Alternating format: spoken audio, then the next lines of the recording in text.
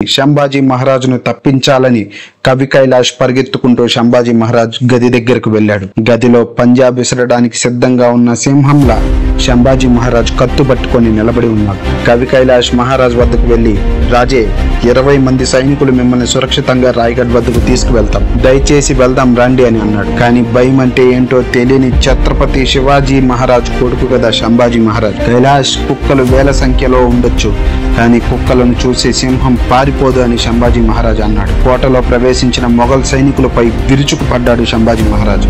ఆయన కత్తికి తగిలిన ప్రతి శరీరం 2 ముక్కలుగా మారుతుంది. ఎదురొచ్చిన 100 మంది మొఘల్ సైన్యాన్ని చీల్చి చెండాడాడు.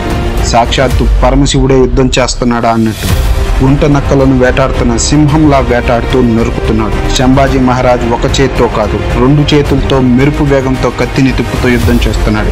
మొఘల్ సైనికుల శవాలు గుట్టలు గుట్టలుగా పడి ఉన్నాయి. రాత్రి మొదలైన యుద్ధం తెల్లవారినా కూడా ముగియలేదు. చేతికి అందిన వస్తువుతో ఆయన మొఘల్ సైన్యాన్ని బాదుతుంటే వాళ్ళు రక్తం కక్కుకొని చస్తున్నారు.